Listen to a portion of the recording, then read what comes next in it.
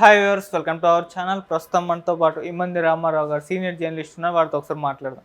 Sir నమస్కారం. Sir నమస్తే బాబు. Sir, Chandrababu Naidu గారు తెలంగాణ పైన కూడా ఫోకస్ చేస్తున్నారు. తెలంగాణలో వచ్చే లోకల్ ఎలక్షన్స్లో పోటీ చేయబోతున్నారు అని చెప్పేసి వార్తలు రావడం చూస్తాం. ఈవెన్ ఆయన కూడా ప్రకటించడం చూస్తున్నాం. మరి ఎలా ఉంటుంది తెలంగాణలో పోటీ చేస్తే? అంటే గత ఎలక్షన్స్లో, అసెంబ్లీ ఎలక్షన్స్లో ఆయన పోటీ చేయలేదు, అంటే ఇండైరెక్ట్గా కాంగ్రెస్ పార్టీకి మద్దతు తెలిపినట్టుగా మనకు తెలిసింది. మరి ఇప్పుడు ఎలా ఉంటుంది రేవంత్ గారికి? మరి ఇది షాకింగ్ న్యూస్ అని చెప్పుకోవచ్చా? మరి ఈ టైంలో రేవంత్ గారికి చంద్రబాబు నాయుడు గారికి మధ్య సయోధ్య ఏ విధంగా ఉంటుందంటారు సార్? కరెక్టు. ఇక్కడ తెలంగాణకి చంద్రబాబు వస్తే రేవంత్ రెడ్డికి ప్రమాదం. అంటే రేవంత్ రెడ్డి ఆహ్వానించాడు అనుకుంటారన్నమాట. ఆంధ్రవాడికి తెలంగాణలో ఏం పని? తర్వాత చంద్రబాబు ఇక్కడికి వచ్చి ఇక్కడ ఫోకస్ పెట్టేంత తీరిక లేదు. అక్కడ ఆ ఖజానా ఖాళీ అయిపోయింది. ఒక పక్క ఇన్కమ్ జనరేట్ అవ్వడం లేదు, సంపదని సృష్టించడం లేదు. ఎన్నో పనులు ఉన్నాయి. ఇవన్నీ మానేసి తెలంగాణలోకి వచ్చి కూర్చుంటే అది నీకేం పనిరే అంటారు. ఎప్పుడైతే తెలంగాణ ఆంధ్ర రెండు రాష్ట్రాలుగా విడిపోయిందో మళ్ళీ దాని మీద ఫోకస్ పెట్టడం కానీ మళ్ళీ రావడం మాత్రం జరగకూడదు. జనం దృష్టిలో సమాధానం చెప్పుకోవాల్సిన పరిస్థితి ఏర్పడుతుంది అన్నమాట. తెలంగాణ రావాల్సిన పని ఏమిటి? అలాగే తెలంగాణ వాళ్ళు ఆంధ్ర వచ్చి ఎన్నికల్లో పాల్గొంటారు. నువ్వు దానికి యాక్సెప్ట్ చేస్తావా? నువ్వు యాక్సెప్ట్ చేసిన నీ ప్రజలు యాక్సెప్ట్ చేస్తారా? అందువలన అట్లాంటి ఆలోచనలు ఉంటే ఇద్దరూ మానుకోవడం మంచిది. అంతకుముందు గత ఎన్నికల్లో కాంగ్రెస్ పార్టీ చంద్రబాబు నాయుడు సపోర్ట్ చేశారని ఎవరు తెలీదా? అందరికీ తెలిసిందే కదా. రేవంత్ రెడ్డిని నిలబెట్టడం కోసమే ఆయన తప్పుకున్నాడే కాదు. ఒకవేళ నిలబడినా జనసేన పార్టీకి ఎన్ని టికెట్లు వచ్చాయో చంద్రబాబుకి అన్నీ వచ్చాయి. జనసేన పెద్ద జీరో కదా, చంద్రబాబు కూడా పెద్ద పుడింగ్ లాగా వచ్చినట్టయితే వీళ్ళకి జీరో వస్తాయి. మరి సీట్లు గెలుచుకోవడం జరగదు. అక్కడ ఆంధ్రప్రదేశ్లో ఉన్న వాతావరణం వేరు, ఇక్కడ వాతావరణం వేరు. ఇది కడుపు నిండిన బేరం, అది కడుపు మండిన బేరం. ఎప్పటి నుంచో అంటే కడుపు మండిపోయి ఎప్పుడు ఎన్నికలు వస్తాయి, ఎప్పుడు చేసుకుందాంరా, ఉద్యోగాలు లేవు, తదితర ఏ విషయాలు కూడా లేవు, మనం చాలా దెబ్బతింటున్నాం అని చెప్పేసి కడుపు మండి ఉన్నారు కాబట్టి ఇంత పర్సంటేజ్ ఓట్లు వేశారు, నెగ్గారు. అనూహ్యమైన విజయం ఇది. మళ్ళీ ఇట్లాంటి పిచ్చి ఆలోచనలు పెట్టుకోవడం మంచిది కాదు. నా వ్యక్తిగతమైన అభిప్రాయం చెప్తున్నాను నేను. వాళ్ళు వచ్చారనుకోండి, వస్తే సో వాట్, ఎందుకు వాళ్ళు అక్కడ ముందు ఉద్యోగాలు చూడు, అక్కడ వనరులు లేక చచ్చిపోతాను రజుడు, ఆ గొంతలు పడిపోయి యాక్సిడెంట్లు అయిపోతాయి, రోడ్లు బాగుచేయు, వైద్యం లేదు ఎక్కడైనా. ప్రాథమిక వైద్యశాల బోర్డు తప్ప అందులో డాక్టరు లేడు, కాంపౌండర్ లేడు, మందులు లేవు. అవి బాగు చేయ ముందు. అలా మనమే చెప్తాం, ఇక్కడ నీకేం పని అని మనం చెప్పుకుంటాం. అది అక్కడ సెల్ఫ్ సఫిషియెంట్ అయితే పర్వాలేదు.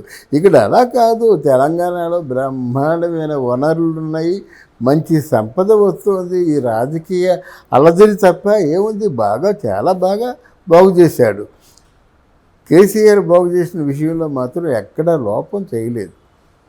ఎందుకంటే అది చిన్న విషయాలు కాదు. మన ఈ తెలంగాణ విభజించక ముందు ఏం చెప్పారు?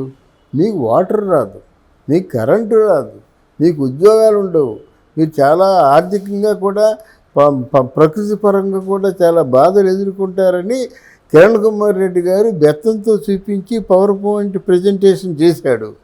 ఆ పవర్ పాయింట్ ప్రజెంటేషన్ చేసిన అన్నీ కూడా నిరూపించుకున్నాడు కేసీఆర్. అంటే he is not that much of bad. అంటే కూతురు తాలూకు ఒక ఇన్సిడెంట్ వల్ల కొంచెం తలదించుకోవాల్సిన అవసరం ఏర్పడింది ఒకటి. రెండు, కొడుకు కూడా మాట్లాడే మాటల్లో వర్క్ చేస్తున్నాడు కానీ అహంకార ధోరణి. రెండు, తర్వాత మొత్తం టోటల్ ఆ తెలంగాణ పవర్ అంతా కూడా హరీష్ రావు, కేసీఆర్, కవిత, కేటీఆర్, కవిత మొగుడు అనిల్, వాళ్ళ 5 చుట్టూ తిరిగింది. మిగతా వాళ్ళు ఎవరికి కూడా రూపాయి అందలేదు. మిగతా వాళ్ళు ఎవరికి కూడా వాళ్ళకి ఏమైనా అధికారాలు ఇవ్వలేదు. ఇప్పుడు తలసాని శ్రీనివాసు లాంటి వాళ్ళకి ఈ గొర్రెలు పెంపకం మీద ఒక 700 కోట్ల రూపాయలు స్కామ్ కనిపిస్తుంది. ఇప్పుడు అంటే ఏమి లేదు, గొర్రెలు ఒక 50 గొర్రెలు కొన్నాం అనుకోండి, అది కాగితం మీద గొర్రెలు కొంటారు కానీ చూడరు. 1-2 నెలలు అయిపోయి అనుకోండి గొర్రెలు చచ్చిపోయారు, మందు రోగం వచ్చి. అయిపోయింది కదా, ఫినిష్, ఆ లోన్ ఫినిష్. అలాగా డబ్బు చాలామంది నొక్కేసేవాళ్ళు నొక్కేసుకున్నారు, కానీ ఎవరో తెలివైన వారు. మిగతా డబ్బులు ఎవరికి ఇచ్చారు తెలంగాణలో? ఇదంతా నాయకులు సృష్టించిన సృష్టి. ఎవరికైతే డబ్బులు అందలేదో ఆ నాయకులు గలాఫా చేసి ఎలాగైనా కేసీఆర్ని దించాలనుకొని, కేసీఆర్ కూడా ఈ ఇట్లాంటి అనుమానం లేదు, నన్నెవడు కొడతాడనే ఉద్దేశంతోనే కానీ ఆయనకు అనుమానం లేదు. అది ఇప్పుడు 10 years పరిపాలించారు కదా, ఇంకో సంవత్సరం 10 yearsలో లేని తప్పులు ఈ సంవత్సరం వచ్చేస్తాయా? కానీ రాజకీయ నిరుద్యోగులు ఉంటారు, వాళ్ళకి కావాలి ఏదో పదవి కావాలి, మళ్ళీ రాజకీయాల్లో రావాలి, డబ్బులు వెనకేసుకోవాలి. రాజకీయాల్లో నిలబడాలంటే 50 నుంచి 100 కోట్లు ఖర్చు పెట్టాలి. ఖర్చు పెట్టిందంతా మళ్ళీ తిరిగి రావాలి కదా, రావాలంటే ఎవరో సహకరించాలి, అది అర్థం చేసుకోండి. అందుకే కానీ మిగతా ఏ విషయంలో కూడా మనం కేసీఆర్ని తప్పుపట్టవలసిన అవసరం లేదు. అందుకని ఇక్కడ నా దృష్టిలో తెలంగాణ అవసరం చంద్రబాబు నాయుడికి లేదని నేను అనుకుంటున్నాను. జనం దృష్టిలో సమాధానం చెప్పుకోవాల్సిన పరిస్థితి ఏర్పడుతుంది అన్నమాట. తెలంగాణ రావాల్సిన పని ఏమిటి? అలాగే తెలంగాణ వాళ్ళు ఆంధ్ర వచ్చి ఎన్నికల్లో పాల్గొంటారు, నువ్వు దానికి యాక్సెప్ట్ చేస్తావా? నువ్వు యాక్సెప్ట్ చేసిన నీ ప్రజలు యాక్సెప్ట్ చేస్తారా? అందువలన అట్లాంటి ఆలోచనలు ఉంటే ఇద్దరూ మానుకోవడం మంచిది. అంతకుముందు గత ఎన్నికల్లో కాంగ్రెస్ పార్టీకి చంద్రబాబు నాయుడు సపోర్ట్ చేశారని ఎవరు తెలీదా? అందరికీ తెలిసిందే కదా. రేవంత్ రెడ్డిని నిలబెట్టడం కోసమే ఆయన తప్పుకున్నాడని కాదు, ఒకవేళ నిలబడినా జనసేన పార్టీకి ఎన్ని టికెట్లు వచ్చాయో చంద్రబాబుకి అన్నీ వచ్చాయి. జనసేన పెద్ద జీరో కదా, చంద్రబాబు కూడా పెద్ద పుడింగ్ లాగా వచ్చినట్టయితే ఈయనకి జీరో వస్తాయి, మరి సీట్లు గెలుచుకోవడం జరగదు. అక్కడ ఆంధ్రప్రదేశ్లో ఉన్న వాతావరణం వేరు, ఇక్కడ వాతావరణం వేరు. ఇది కడుపు నిండిన బేరం. తర్వాత చంద్రబాబు ఇక్కడికి వచ్చి ఇక్కడ ఫోకస్ పెట్టేంత తీరిక లేదు. అక్కడ ఆ ఖజానా ఖాళీ అయిపోయింది, ఒక పక్క ఇన్కమ్ జనరేట్ అవ్వడం లేదు, సంపదని సృష్టించడం లేదు, ఎన్నో పనులు ఉన్నాయి. ఇవన్నీ మానేసి తెలంగాణలోకి వచ్చి కూర్చుంటే అది నీకేం పనిరా అంటారు. ఎప్పుడైతే తెలంగాణ ఆంధ్ర 2 రాష్ట్రాలుగా విడిపోయిందో మళ్ళీ దాని మీద ఫోకస్ పెట్టడం కానీ మళ్ళీ రావడం మాత్రం జరగకూడదు. కేసీఆర్ బాగు చేసిన విషయంలో మాత్రం ఎక్కడా లోపం చేయలేదు. ఎందుకంటే అది చిన్న విషయాలు కాదు.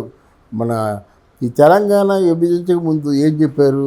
మీకు వాటర్ రాదు, మీకు కరెంటు రాదు, మీకు ఉద్యోగాలు ఉండవు, మీరు చాలా ఆర్థికంగా కూడా ప్రకృతి పరంగా కూడా చాలా బాధలు ఎదుర్కొంటారని కిరణ్ కుమార్ రెడ్డి గారు బెత్తంతో చూపించి పవర్ పాయింట్ ప్రజెంటేషన్ చేశాడు.